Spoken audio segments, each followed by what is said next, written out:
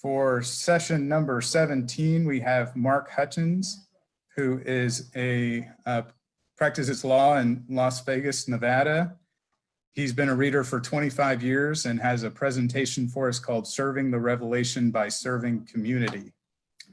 Mark, would you like to take it away? As Joel said, my presentation is titled Serving Revelation by Serving Community, the Dynamic Life of Auto Revelation. As Joel said, my name is Mark Hutchings. I'm a father of 4 beautiful children. I am an attorney here in Las Vegas, Nevada. I've been reading the book for about 25 years. Only in the last 5 years or so did I become active in the readership community. I have been active in local community outreach with Salvation Army, Las Vegas Rescue Mission, and West Care for about the last 15 years.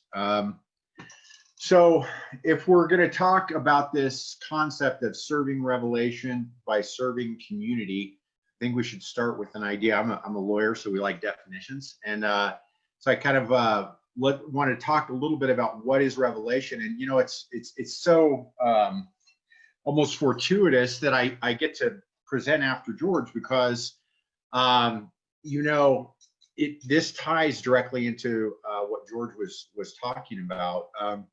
What is revelation? And revelation reveals to humanity that the origin of both the personal and the impersonal is the same universal Father. I'm going to read a couple of quotes and I want to sort of talk about it just a little bit. Science yields knowledge, religion yields happiness, philosophy yields unity. Revelation confirms the experiential harmony of this triune approach to universe reality. Revelation, the substitute for Urantia insight on an evolutionary world, enables man to see the same God in nature that faith exhibits in his soul.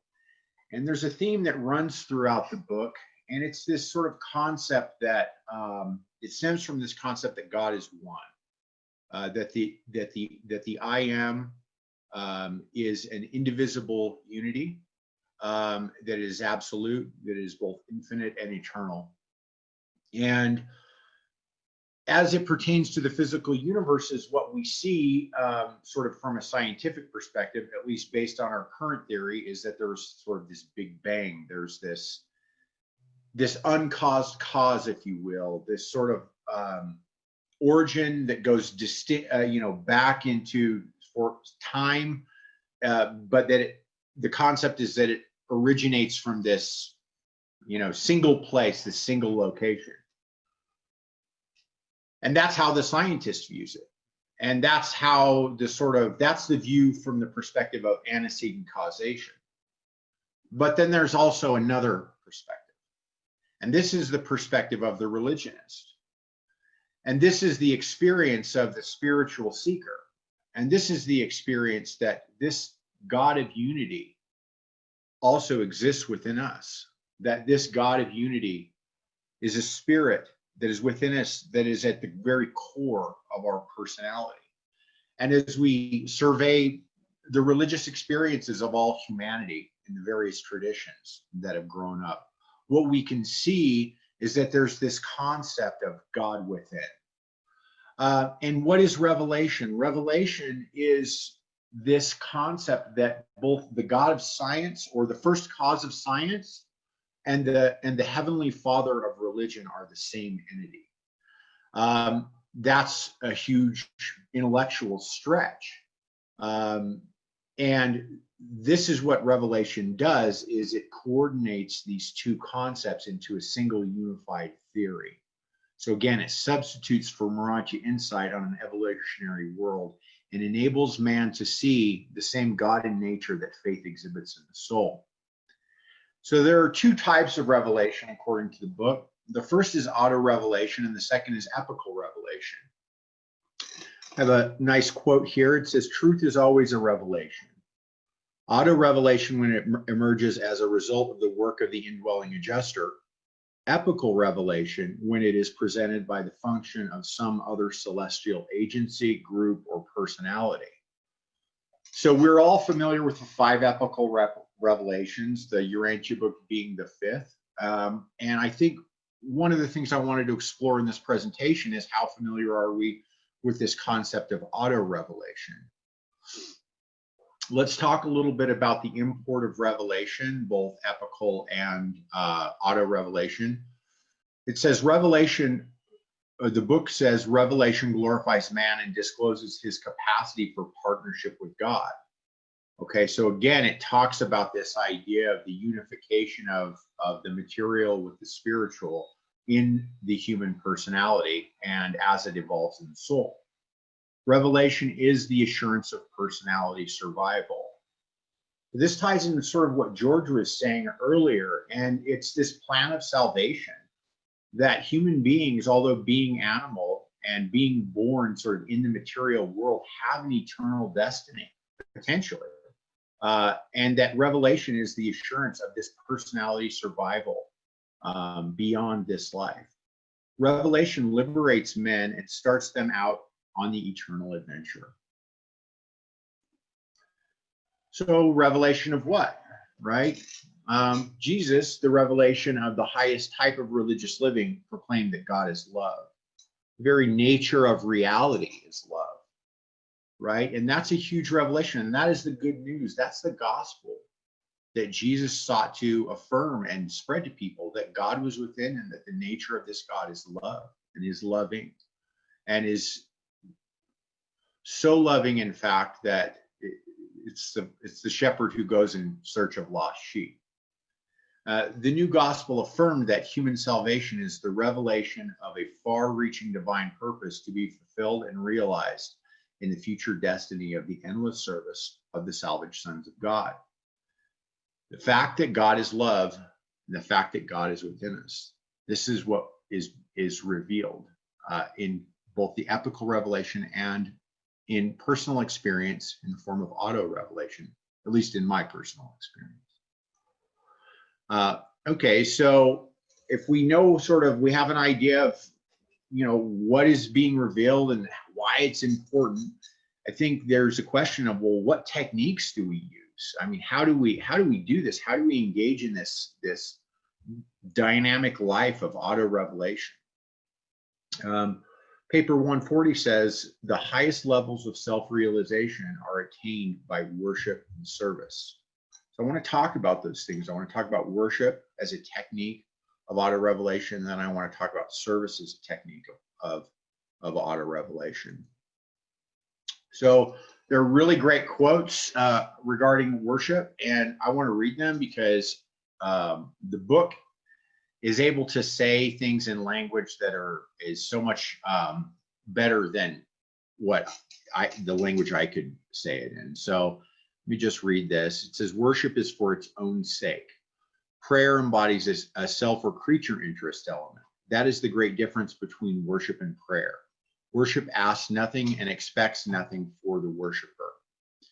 In the highest sense, we worship the universal Father and Him only. True, we can and do worship the Father as He is manifested in His Creator sons, but it is the Father directly or indirectly who is worshipped and adored. I think that worshipped and adored is critical because it gives a key into worship and what it is.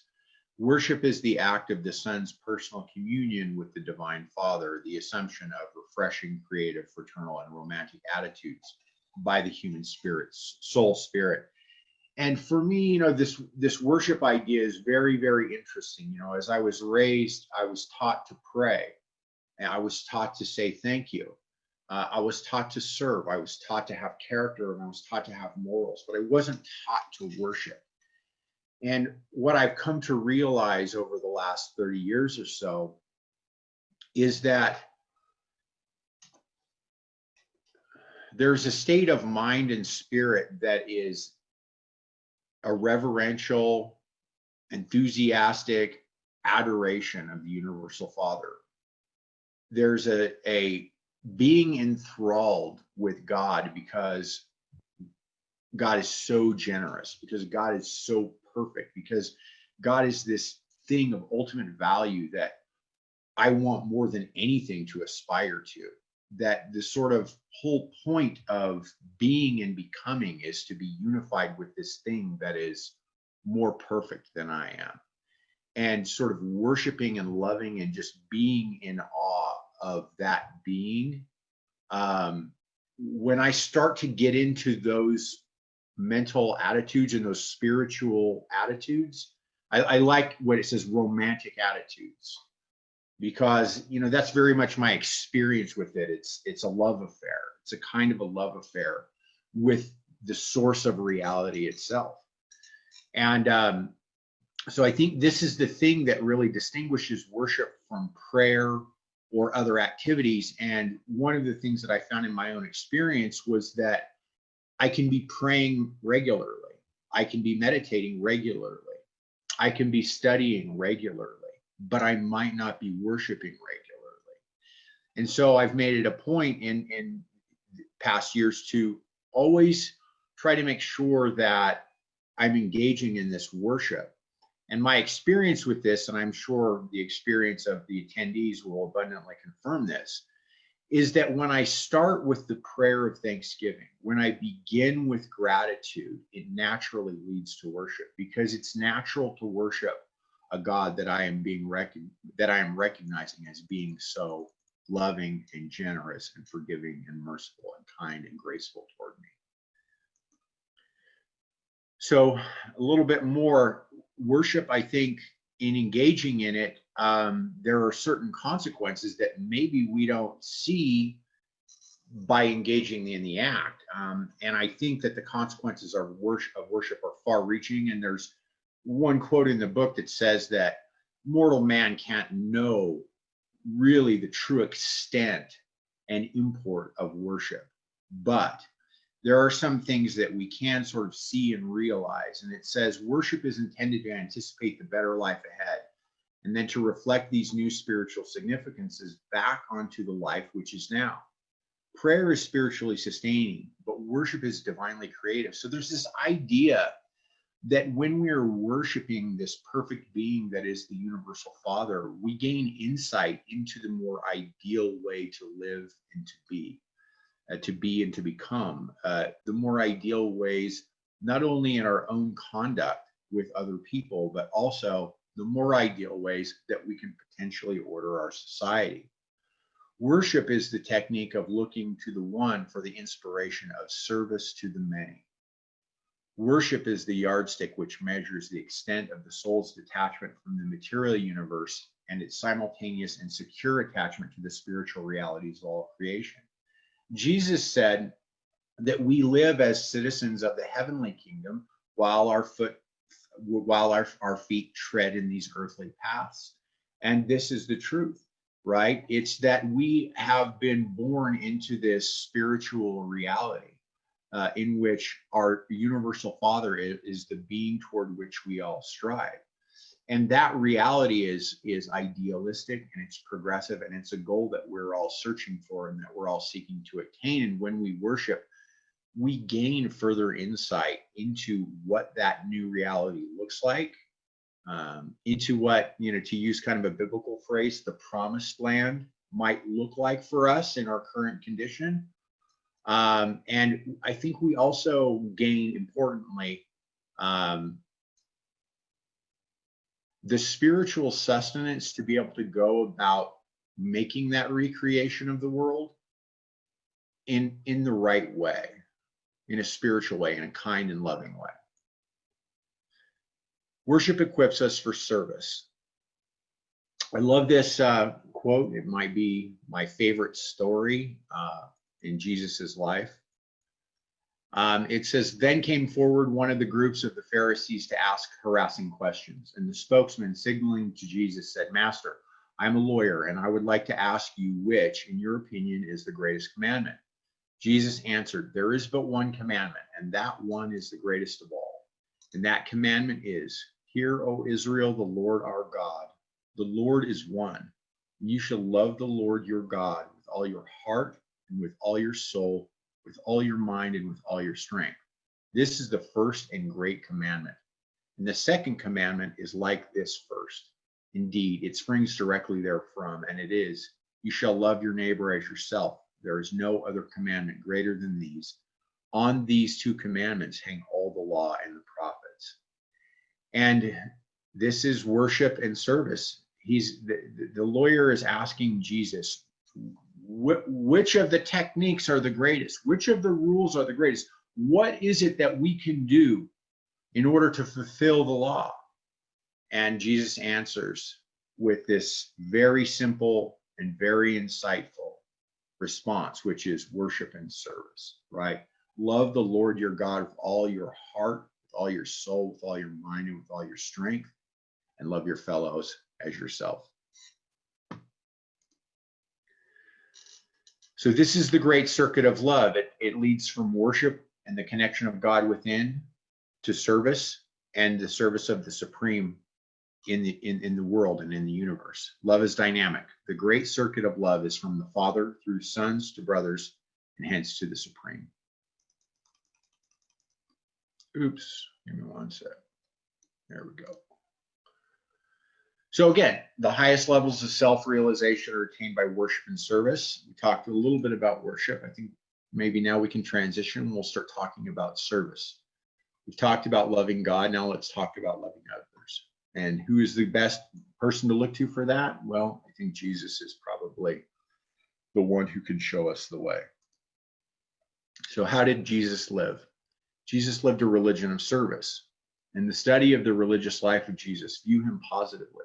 Think not so much of his sinlessness as of his righteousness, his loving service. In the early earthly life of Jesus, religion was a living experience, a direct and personal movement from spiritual reverence to practical righteousness. Jesus often took his apostles away by themselves for short periods to engage in meditation and prayer. But for the most part, he kept them in service contact with the multitudes. You know, as we look at Jesus's life, what we see is a dynamic and rigorous life dedicated almost entirely to service. Some of the sayings of Jesus that emphasize the import of service in his sort of view of reality. One is here in the Sermon on the Kingdom. He says, in my Father's kingdom, there shall be neither Jew nor Gentile, only those who seek perfection through service. For I declare that he who would be great in my Father's kingdom must first become server of all. The kingdom of heaven is a life of progressive righteousness and increasing joy in the perfecting service of my Father who is in heaven. Said the Master at another time, whoever will save his life shall lose it, but whoever will lose his life shall find it. So faith, we hear Jesus say many, many times, faith is the price of entry to the kingdom, but a life of progressive righteousness through service is the price of remaining. And this is illustrated in the Pearl of Great Price parable. And what it says is that the kingdom of heaven is also like a merchant seeking goodly pearls. And having found one pearl of great price, he went out and sold everything he possessed that he might be able to buy the extraordinary pearl. What this suggests is that we should devote our entire being to service, right? Now, I've been confused by this sort of idea in the past in my life. I'm like, well, do I need to sort of sell everything and get a tent and a tambourine and go out to the airport and hand out roses and, you know, chant Hare Krishna? Like, what do I do? I mean, if this is the commandment that I sort of give my all to this thing, I mean, do I need to sort of go on a mission somewhere? You know, what's the deal? What do I do? And we're gonna sort of see what that looks like a little bit later, but I want to bring it up and just keep that in your mind just for now. So what is the knowledge of greatest value? What the Urantia book says is to follow Jesus means to personally share his religious faith and to enter into the spirit of the Master's life of unselfish service for man. Of all human knowledge, that which is of greatest value is to know the religious life of Jesus and how he lived it. That's a huge statement, right? Of all human knowledge. Not like, well, you know, it's one of the most important things. Well, you know, you might want to take note of this. No. Of all human knowledge, that which is of greatest value is to know the religious life of Jesus and how he lived it. That is a profound statement. So how did he live his life? Now, I just kind of did a cursory review of the index or the table of contents of the book and just jotted down some notes. Now, I think that, you know, we could go and we could study part 4 of the book and we could find a huge list but I don't have time for that sort of here. So I just want to go through and just point out a couple of just things that illustrate the fact that Jesus didn't just preach a life of service, he embodied it. He lived it. It was who he was to the core. He adjusted himself to his family and neighbors to meet their needs when he was a child, when he was a kid. He was constantly, it says he was adept at adjusting himself to meet the dual needs of both his spiritual nature and the cultural needs of the people that were surrounding him and their customs. He raised his father's family after his father passed away. I mean, can you imagine 15 years old, 14, 15 years old, your father passes away and you're raising this huge family, you take that burden on yourself. I mean, that's a tremendous exhibition of unselfish service and character. He served his religious community well. He learned well a craft that supported his family's needs. He tutored the youth in his village. He preached truth to his contemporaries. He engaged in countless instances of personal ministry. I think about the trip to the Mediterranean and how he would, the unusual way Gannon noted that he would spend his free time going about and looking for others who were in need so that he could engage in personal ministry to them. He spread good cheer as he traveled. He was an example of courageous and intelligent compassion. And that's one of the things that's most just, I admire a great deal about Jesus, is just the courageous and intelligent compassion that he consistently showed. He started a spiritual ministry. He trained teachers and messengers. He embraced the lost, the sinners, and the forgotten. He healed the sick and the lame. He showed men and women how to live a purposeful life. He restored dignity to those who had been downtrodden. He brought courage and hope to those whose spirits were flagging. In every manner available to him, he led men and women to God. He gave up everything he had to do it. You know, as you know, he had no place to even lay his head while he was engaging in his ministry. So how is it that I can serve? Right? This kind of goes back to this earlier idea of the pearl of great price. And it says, you can achieve the unity of the service of God even while you render such service in accordance with the technique of your own original endowments of mind, body, and soul. And I think this is one of the things that's so beautiful kind of about God's plan of salvation. And it is that I have my own, each person has their own unique talents, their own temperament, their own sort of mental perspective, their own cultural upbringing. They have their own set of circumstances in which they live. They have their own vocations. And the thing about truth that is so beautiful is that it can be lived out in any set of conditions, right? And so how do I serve? I look for the opportunities that are in my life today. I don't have to go sell everything necessarily, get a tent and a tambourine and go out and preach the word on the street, although, you know, that might be an option. But I don't have to do that, right? I can serve as I am today. I can serve as a father to my children. I can serve as a husband to my wife. I can serve as a son to my mother, a brother to my brother and sisters, a member of my community, as a businessman, as a lawyer, as an employer to my employees, right? There are all these roles that I get to participate in my life and in which I can serve in. Again, how can we serve? Family, vocation, associations, personal ministry, the written word, the spoken word, be an example as we pass by. You know, I think about the many instances of service that have been rendered to me through artists who have written great songs and recorded great music, or who have painted beautiful pictures, or novelists who have written these beautiful novels that contain these treasures of spiritual value in them, or people who have simply just sat down and written articles or done presentations about things and that have stuck with me and that have become sort of an important part of my soul and of my life, that have informed me and have educated me. You know, I often reflect on like how beautiful it is that I get to be the inheritor of this rich cultural and spiritual inheritance of the last several thousand years, and all of the really beautiful treasures that are contained in that. I mean, just by way of personal example, you know, I love music. I love all kinds of music. I love a lot of different kinds of music. But, you know, Beethoven in particular, like I cannot listen to Beethoven without crying. It's so good to me, you know, and anyway, so there are many ways that we can serve. And you know, I think that is one of the things that's so fascinating about service is that its impact has a rippling effect. I think about the parable of the sower and about how we don't necessarily get to choose what the results of our service are going to be. The main thing is to be the sower, and then, you know, the action is ours, but the result is God's. And we don't necessarily see, but we do get to be instruments in God's service. And I think that's a really, really beautiful thing. So what are the fruits of service to the individual that serves? So we've talked a little bit about sort of some of the fruits that can accrue socially and to us by the service that others have rendered. But what are the fruits of service to the individual that serve? Like, how is it that this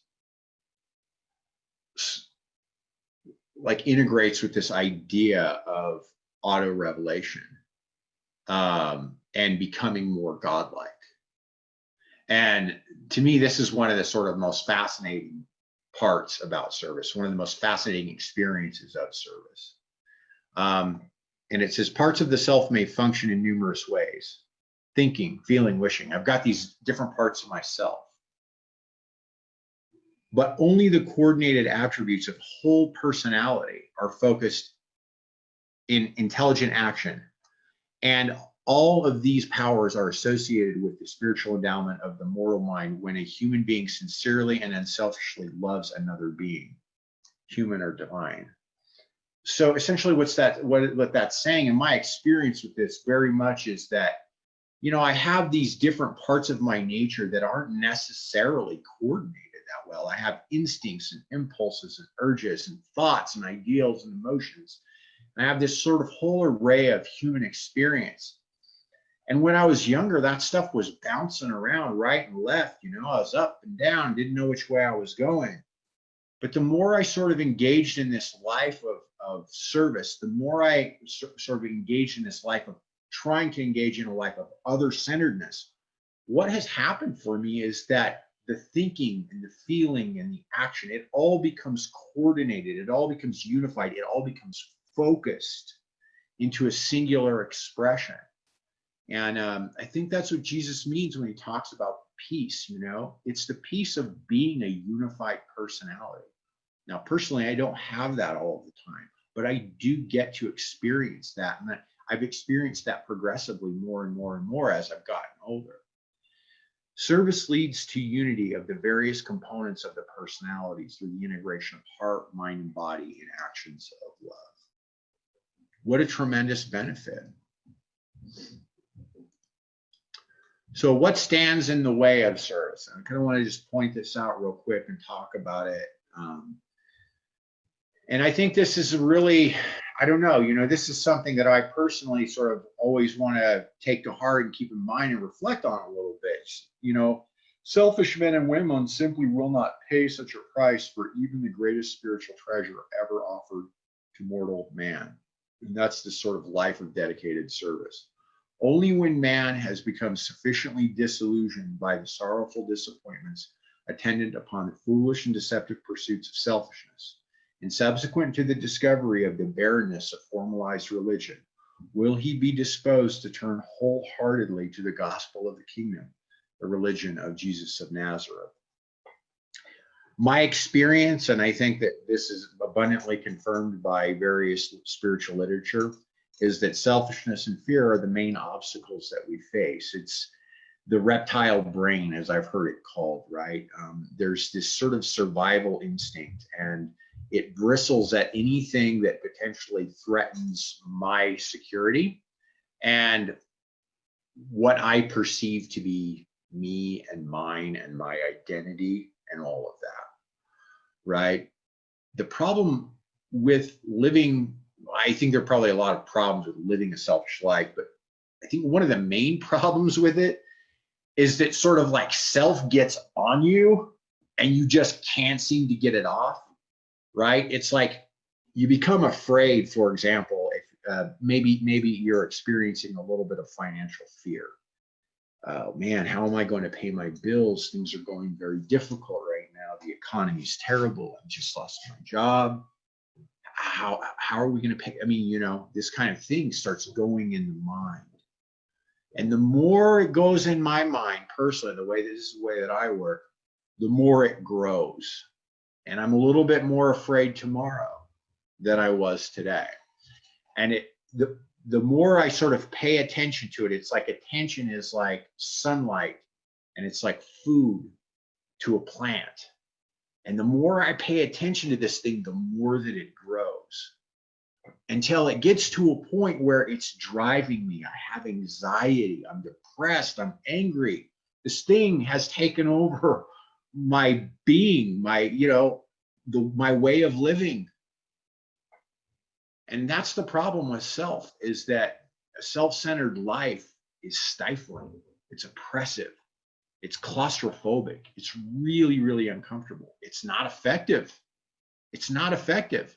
It's not pleasurable. It's not enjoyable. So how do we deal with this? How do we sort of deal with these problems of self? Well, Jesus provided us with the answer. Unselfish service and worship, faith and courage are the antidote, right? This life of unselfish service, this life of getting out of self, this life of other-centeredness is key. And that kind of brings me to the next point, which is sort of the boots on the ground reality.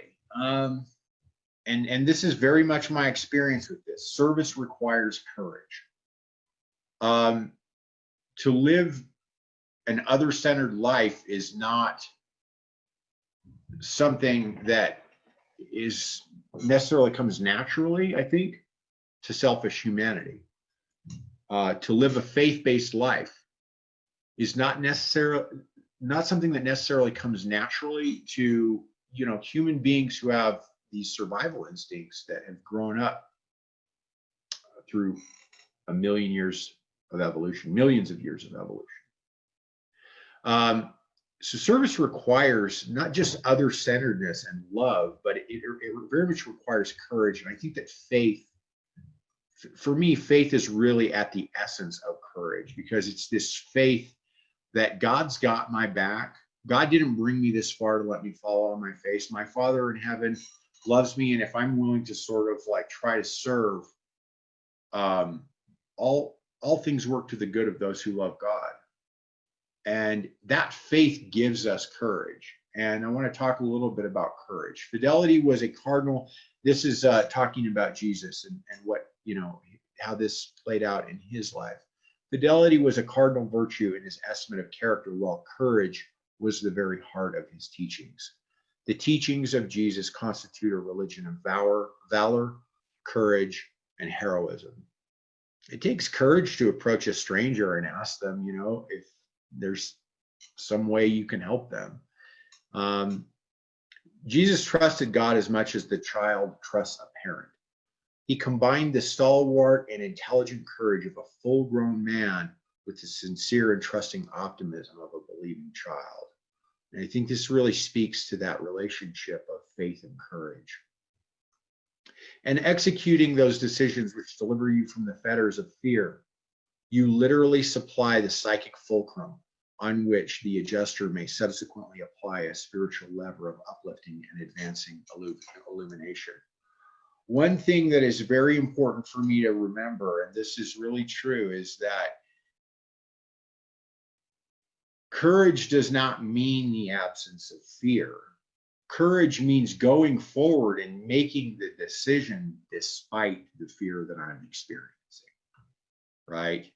And in executing those decisions, which deliver us from the fetters of fear, by making courageous decisions, this is the psychic fulcrum. This is the lever that the adjuster can use to uplift us. It requires our decisions, our choices, our sincere determinations, courageous determinations, in order for the adjuster to provide this uplift, to to provide this unification to assist us in moving forward on this eternal path of progressive realization of the Father in heaven. What can revelation do for the world? So if we engage in this kind of life, how can that affect the world around us? Jesus showed mankind the new way of mortal living, whereby human beings may very largely escape the dire consequences of the Caligastia rebellion and most effectively compensate for the deprivations resulting from the Adamic default. You know, there's a lot packed into that. That implies a lot. And I think that one of the things that it implies is that worship and service are an effective ensurer of good health, of good mental health, of physical health.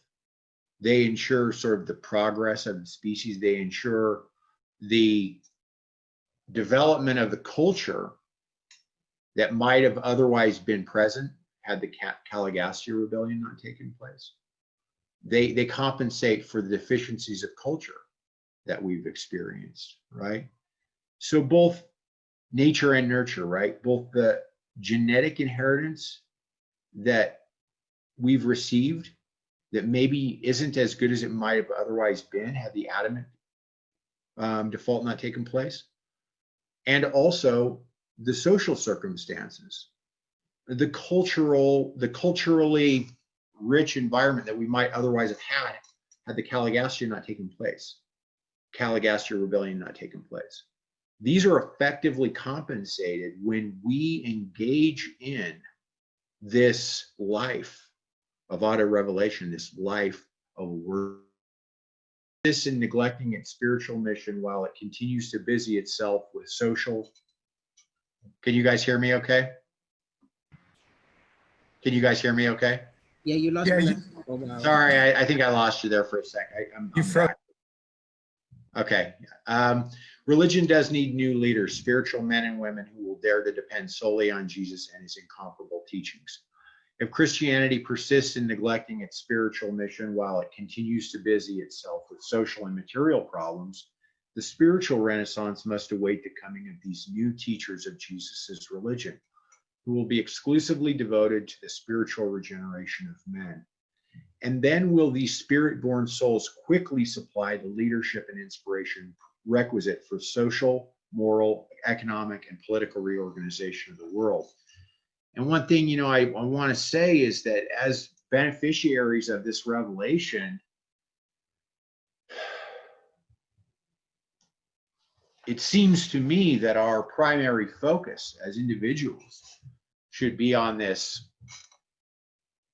devotion to the spiritual regeneration of men, to becoming these spirit-born souls that are then going into our various spheres, our social, moral, economic, family, and political spheres, in order to affect the kind of uplift that the world really needs to see. In conclusion, the technique of continued revelation within individual experience is embraced by worship and service, right? This is the technique whereby we go from time to eternity. The more we worship, the more capacity we have to serve. And this is one of the things that's so fascinating to me about this dynamic, is that it's like a loop. It feeds itself. The more we worship, the better we are able to serve, the more we have the vision and insight to serve, the more we have the desire to serve. And the more we serve, the more grateful we are, the more adoring we become, the more we realize the nature of God, the more capacity we have to worship. So this cycle of worship and service is the dynamic life of auto revelation that leads us to the Father of all. And with that, I will turn it back over to our host. I'm going to stop screen sharing. And I think it's time for questions. So if there are any questions, I would be glad, to talk about them or here. Agnes. Okay.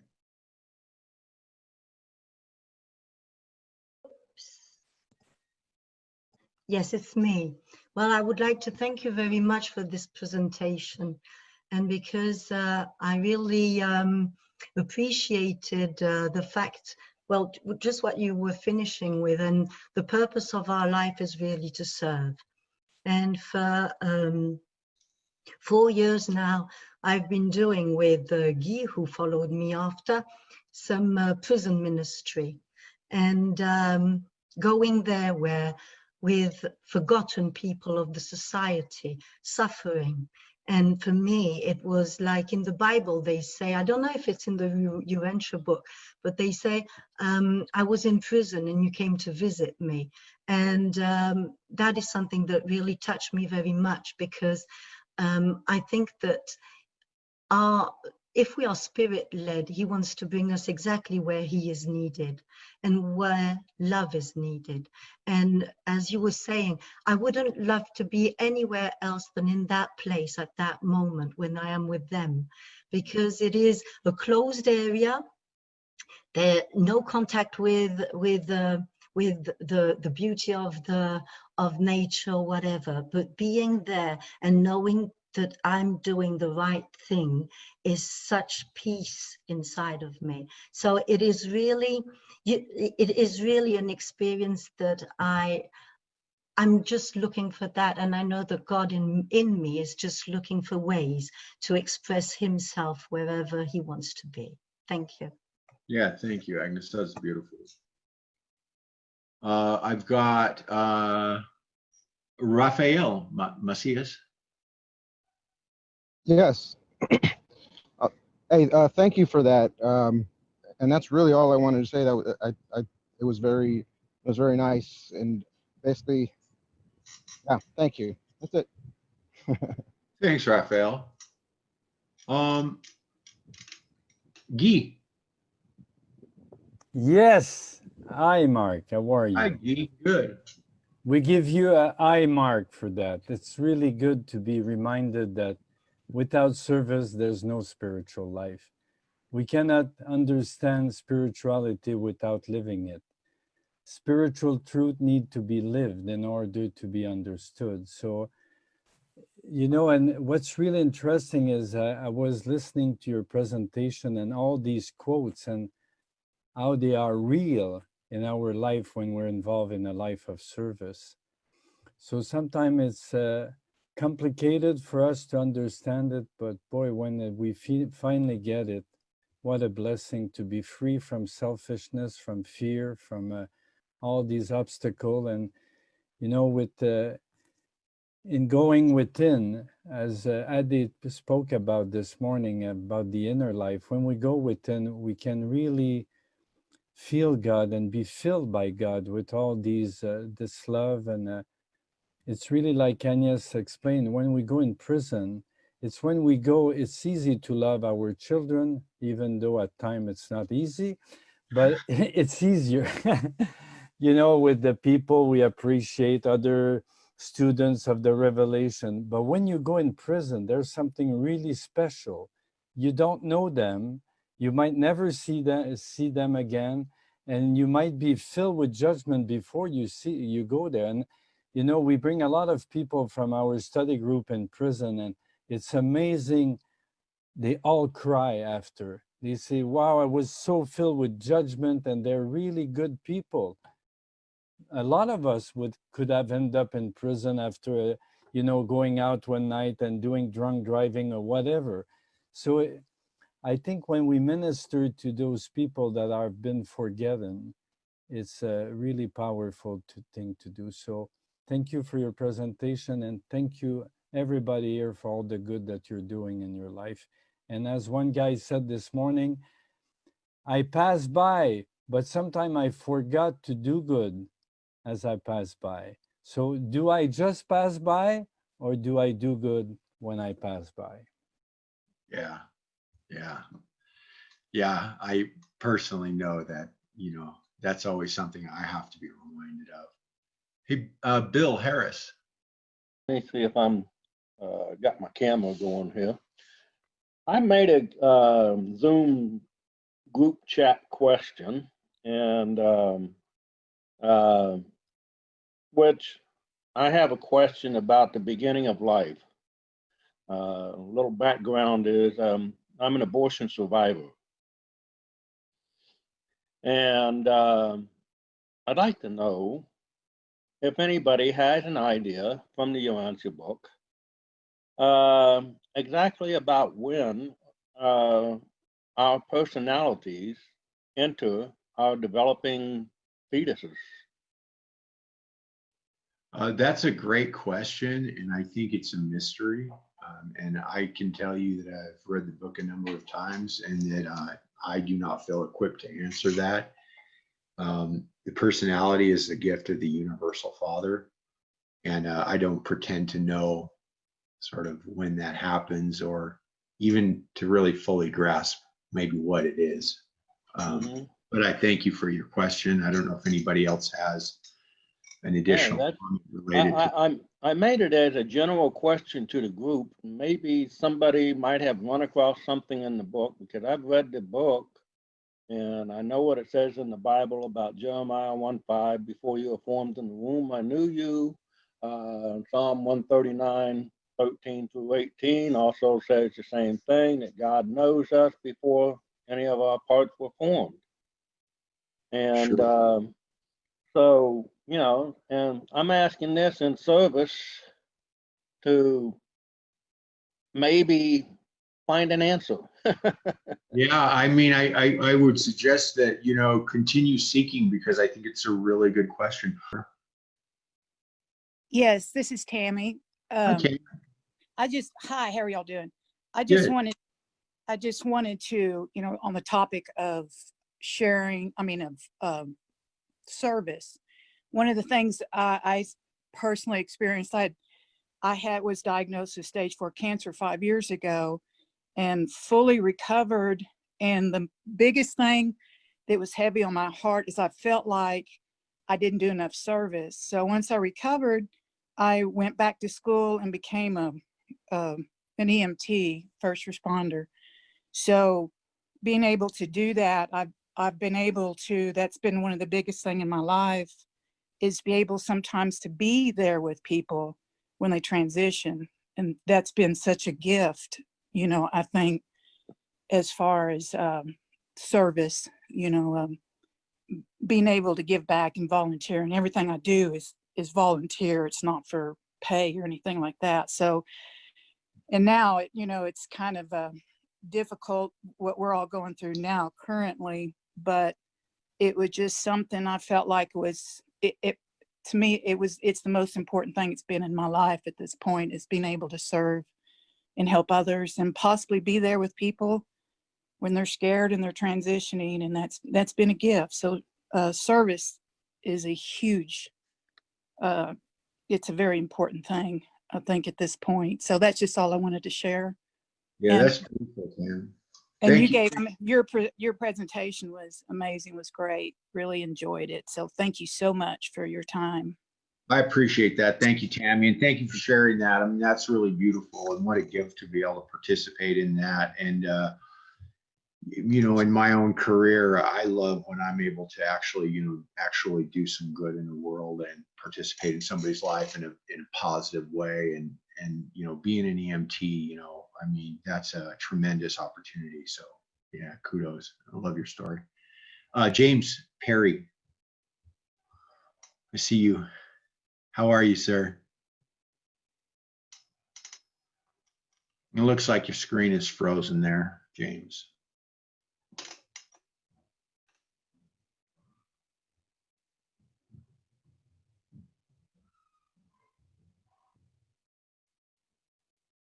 All right. It looks like we're having technical difficulties there. I want to. James, are you there? Okay, I want to come back to James. How about Marianne Hughes? Thank you. I definitely enjoyed your presentation. It was very well done. One of the simplest service things that I'm a big fan of is library donation. We all have libraries in our town, the next town after that, university libraries, seminaries.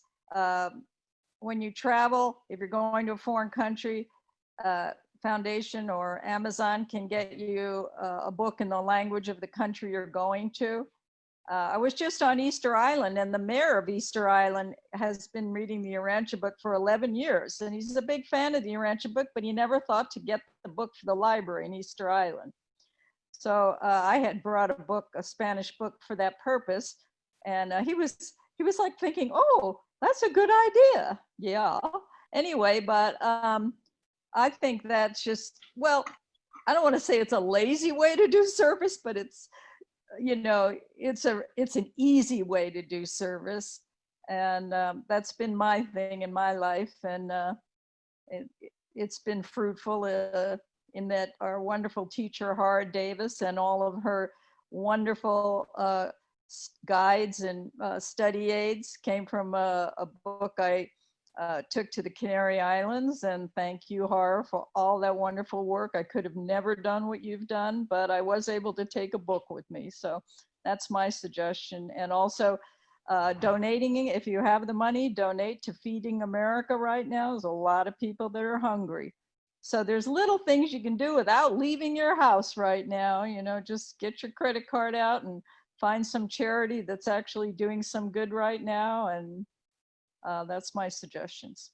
Yeah, you know, it sounds like you're out there sowing seeds, and that's like really good, you know, putting the books in libraries. It's huge. How about Cecilia Lampley?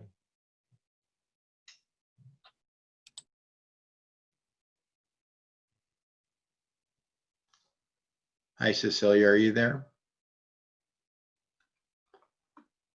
I'm going to go ahead and move on real quick. We only have a few more minutes to David Henry. Okay, I'm sorry. Oh, go ahead, Cecilia. I'm sorry. Okay. I was thinking about auto revelation. I don't remember reading it as many years as I've read, but it's interesting the way you presented it. It was like, of course, you know, that's auto revelation, and the whole idea that it's the circularity of how it works with worship and then service and worship and service. And it's interesting because when I retired, I was a therapist, and I felt that my work was my service. And then I was retired and was like, well, okay, what's my service now? But of course, I had many, many skills from my experience of being a therapist. And just interacting with people along the way has offered me many opportunities to be of service to people. And I liked your list. And the other thing that I was thinking about was with mindfulness.